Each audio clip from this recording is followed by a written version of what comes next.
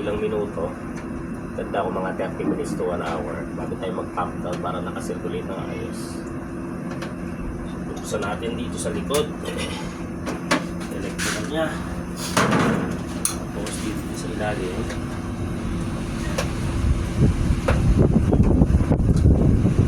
At pa-pump down tayo. Lalagyan natin ng gauge.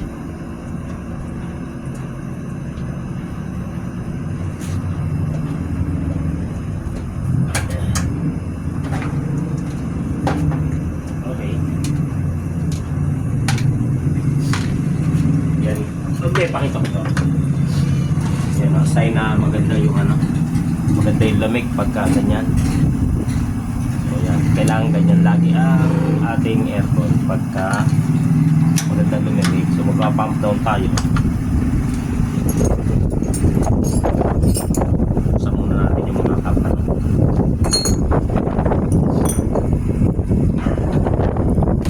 Buksan natin to kasi arito yung kanyang kapal, narin ito. Huwag tayong pangontra para hindi siya magpwersa. Tanggalin yung takip. So, sama-samahin para hindi magka-iwan-walay. Panayayang sa buksan din, ganun din. Hindi na kasi malapit eh.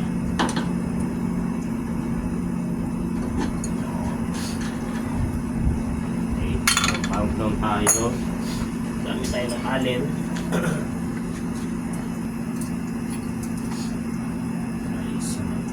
Size 5 each. Lagyan natin yung hose.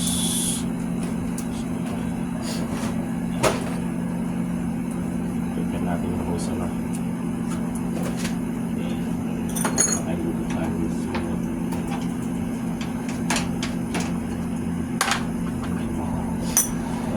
prepare yung hose. Ito nga pala ay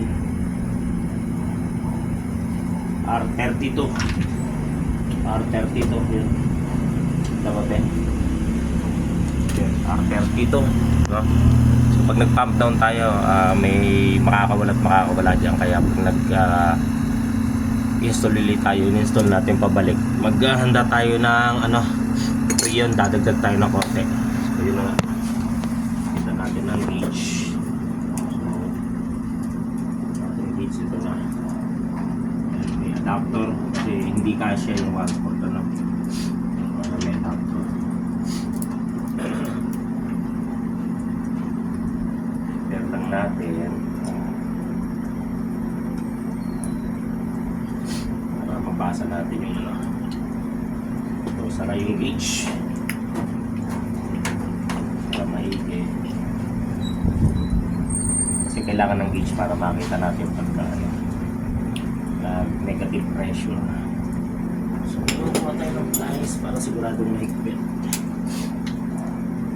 Kapag pump down po, gamitan natin ng gauge. Pwede naman kahit walang gauge, pero kailangan may gauge para may paparet pagka may gauge. Pump down tayo ngayon. Pati po doon sa kabilang location. So, nagpit na siya. Noon, pit natin. Okay.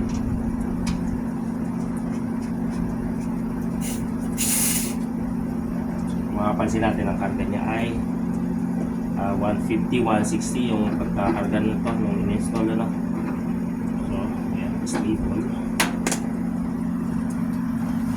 Ayan, mamaya natin pop down. Circulate pa natin siya ng konti.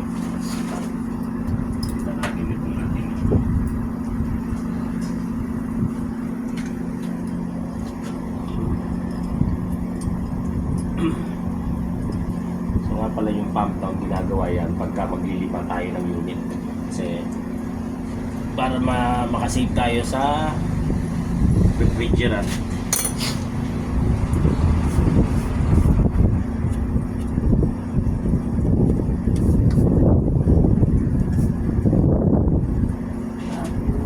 Handa natin yung panlagot ng kuryente kasi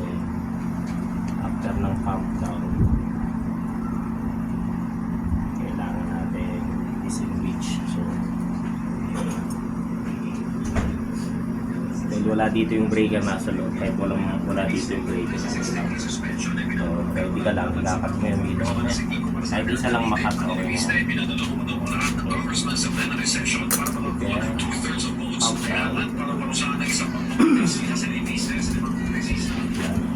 Ready na tayo pagka 0-0 na, negative na.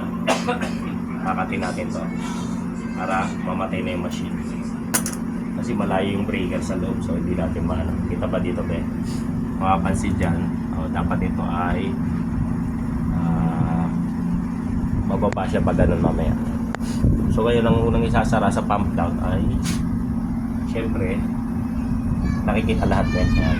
Unang isasara ay itong high side, itong maliit na tubo, kasi ito hihigupin niya yan. So ngayon sara mo muna yan una. Tangan medyo ang galaw natin sa accelerator. So yan, kung mapansin nyo yan,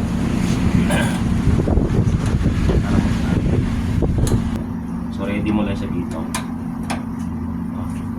Kasi kailangan mo siya isara. Kailangan mag-negative siya. Mapapansin naman mag-iiba yung tunog tapos lalamig yung buga. So yun mag-pump down. Yan. Higop yan.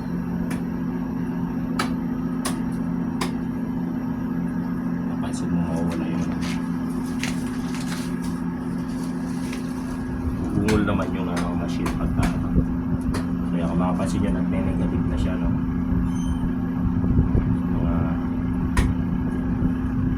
yan, okay, tignan na.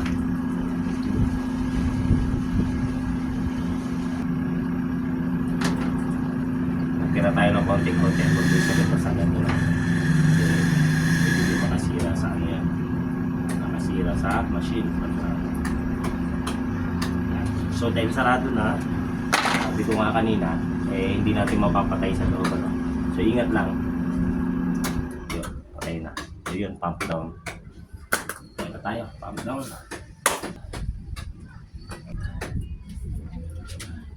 So ngayon ito talaga magkakaroon kasi lumabas sa hose. Hindi maiwasan magkaroon yan. Kaya pagka nag-ano nga, yung konting-konti ang ating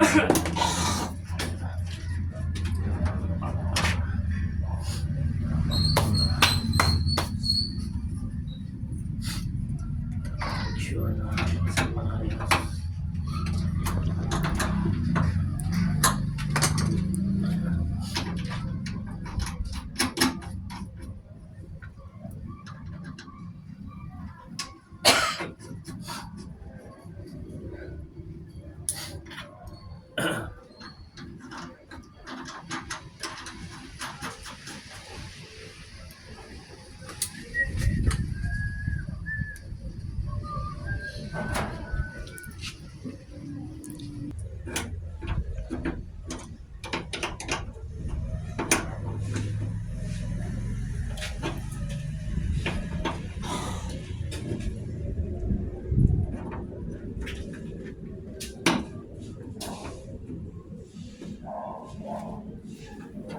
Kasi mo wala nang sumingaw.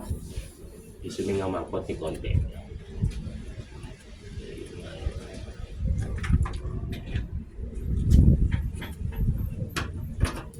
Diba? Isumingaw mga konti-konti lang.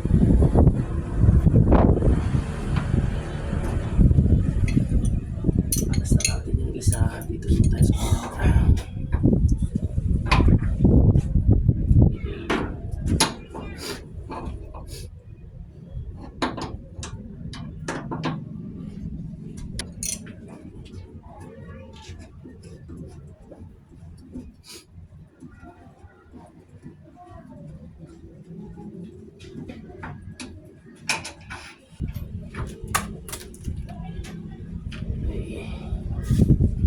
dismantle na.